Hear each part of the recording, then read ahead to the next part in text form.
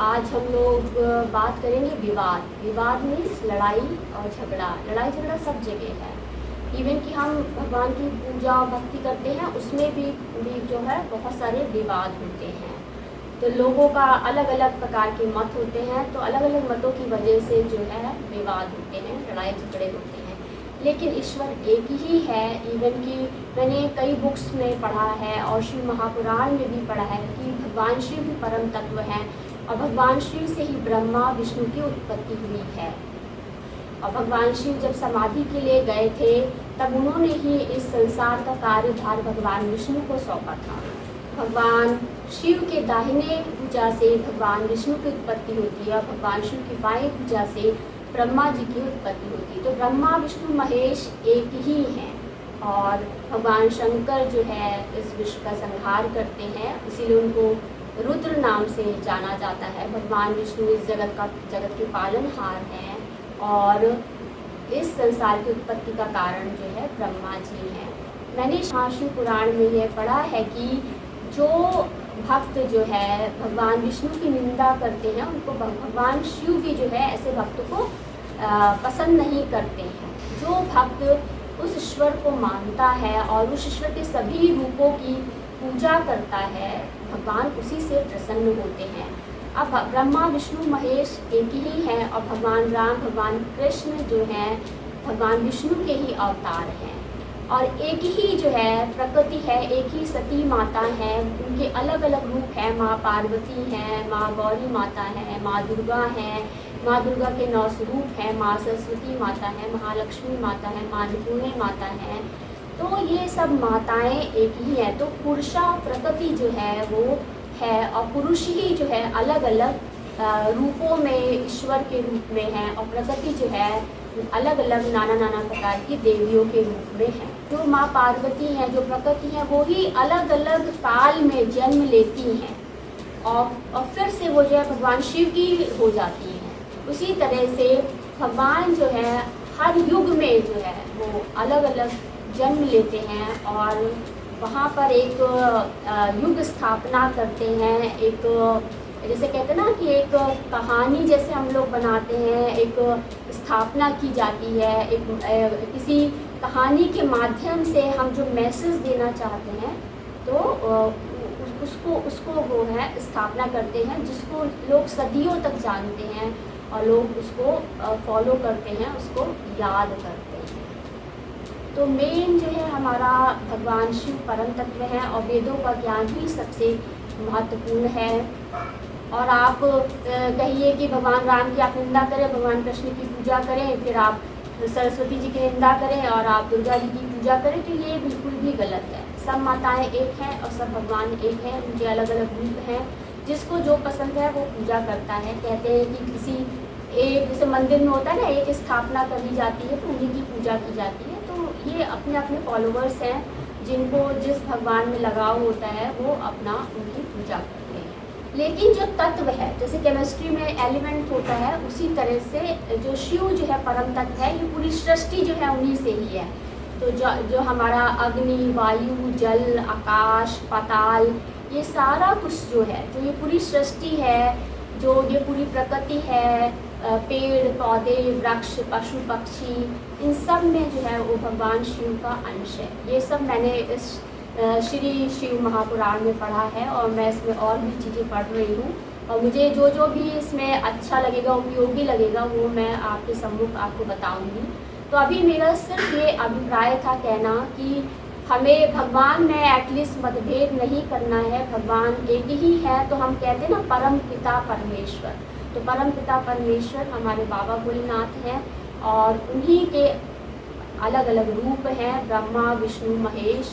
और महेश को ही जो है रुद्र रूप बोला जाता है और भगवान रुद्र ही जो है इस संसार का संहार करते हैं जब पाप बहुत अधिक बढ़ जाता है।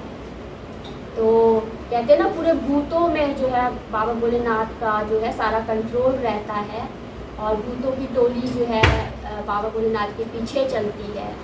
तो ब्रह्मा विष्णु महेश और भगवान विष्णु का वास जो है वो पीपल के पेड़ पे भी रहता है। तो ये सारी एनर्जीज़ होती हैं जो भगवान के द्वारा जो है नियंत्रित की जाती हैं, भगवान के द्वारा जो है संचालित की जाती हैं।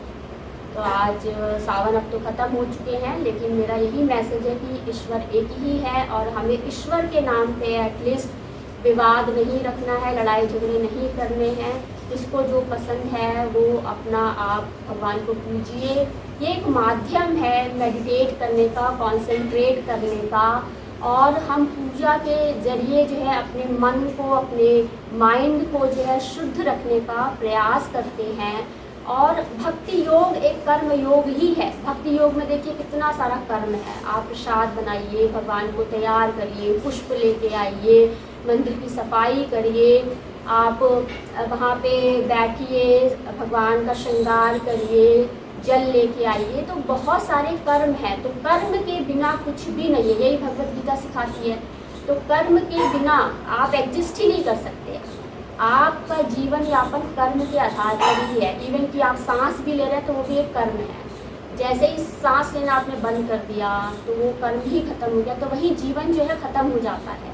तो जीवन शुरू होता है सांस लेने से, और फिर हम अपनी सारी जैविक क्रियाएं करते हैं। ये भी एक कर्म है। एक इंसान 4 घंटे, 5 घंटे, 6 घंटे एक जगह नहीं बैठा रह सकता, उसे अपनी जैविक क्रियाओं के लिए उठना ही पड़ता है। तो यही जीवन है।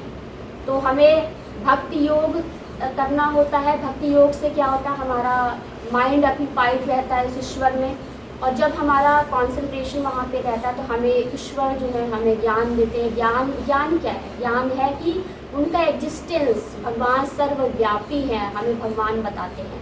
हमें भगवान बताते हैं कि आप एक दूसरे पे कितने डिपेंडेंट हैं, एक दूसरे से कितना आप लड़ाई कर रहे हैं, झगड़ा कर रहे हैं। तो ये सब करने की कोई आवश्यकता नहीं है।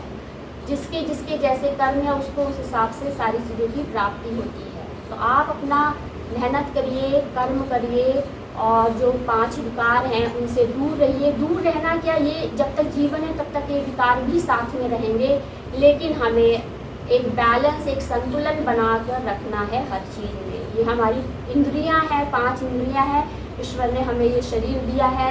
तो इस शरीर के ज़रिए हमें, उन इंद्रियों के ज़रिए जो है हमें सारी बातों का आभास होता है। और ये मनुष्य जीवन जो है बहुत ही अनमोल है, और हम इस मनुष्य जीवन को हमें सार्थक करना है। तो हमें ज्ञान मतलब क्या, भगवान को अचीव करना ही हाईएस्ट अचीवमेंट है।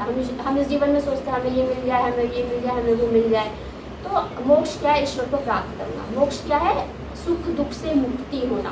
क्योंकि जीवन भर हम जो है भोग विलास के कारण हम तृप्त नहीं हो पाते हैं, हमेशा हम सेटिस्फैक्शन की तरफ भागते रहते हैं।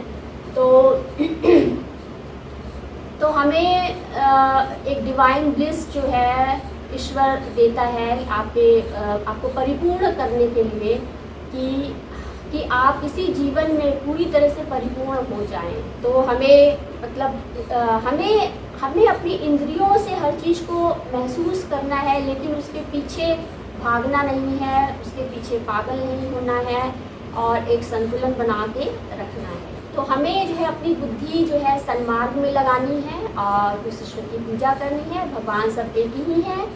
तो इसीलिए बोला जाता है ओम नमो भगवते वासुदेवाय नमः, ओम भूर्भुवः स्वः तत्सवितुर्वरेण्यं भर्गो देवस्य धीमहि धियो न प्रचोदयात्। तो माँ गायत्री माता यही बताती हैं कि एक दिन आत्मा को परमात्मा में मिलना है। तो हमें लड़ाई झगड़े नहीं करने हैं। हमें एटलीस्ट भगवान के साथ तो नहीं ये सब विवाद उत्पन्न करने। भगवान के नाम पे संसार में क्या क्या हो रहा है तो वो बहुत ही गलत है।